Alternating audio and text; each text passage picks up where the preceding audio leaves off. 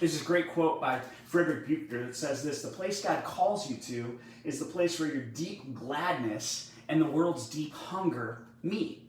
Think about that for a second. God has given you the desires of your heart if you are following him. Now, if you're just kind of chasing after self, then maybe self is pulling your desires. But if you're in relationship with God, then the desires he has given you, along with the hunger and the need that the world has to see his greatness, can come together oftentimes in a place that is your calling. And so there are some things that you can do to explore this. One of the first things that you should be doing to try to explore what your calling is pray. Just be asking the question, God, like, what do you want me to do, and where do you want me to be? And as you do that, oftentimes you'll start to feel like, hey, I kind of think that my heart is turning in a direction a little bit. You know, one of the other things you can do that's really easy to do is to ask people around you, like, what do they see that you're good at? What are your giftings and passion?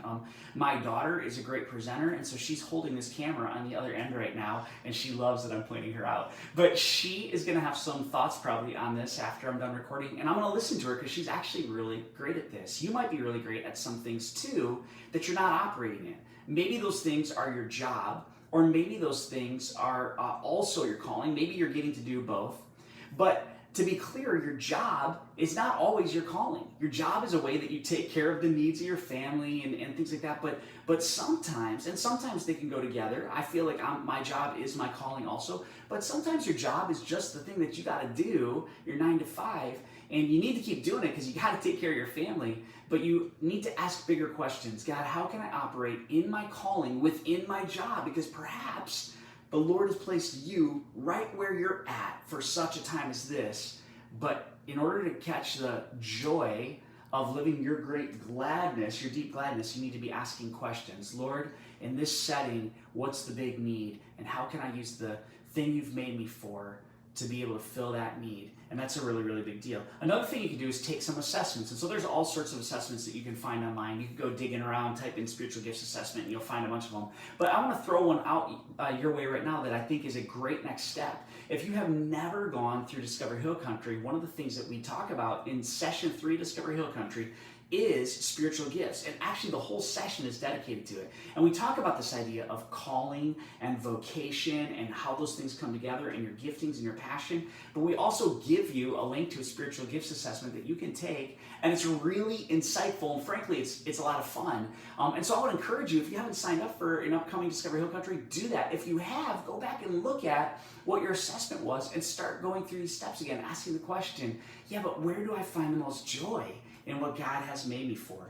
Your particular assignment that God has given you could be even just for a season, right? You could be doing something that God has called you for a time, and then he changes that. So for a time, for instance, I went to school for youth ministry. I got my degree in youth ministry. I served in youth ministry for nearly 30 years, and it will always have a special place for youth ministry in my heart, and I love every time I get to kind of dip into that. But my season has changed, my life has changed a little bit, and the thing that God's got me in right now is connections ministry, and I love it, and I look back to the things I did in the past, and I can see how they led to the things I'm doing now, and will even potentially point to the thing I do in the future, because that's how God works. So I want to encourage you to dig in a little bit and ask some questions. Ask yourself some other questions. Ask this: why does God have me where he has me? Ask this question: why does God have me doing what I'm doing? And then ask this question: why has God placed me with the people that I'm doing this with? And as you begin to dig into those things, you can really begin to discover your calling. Your calling may be, in terms of serving, to stay right where you are in connections. And I hope so, because I love that. However, what I want for you more than that is that you would be doing the thing that God has specially designed you for.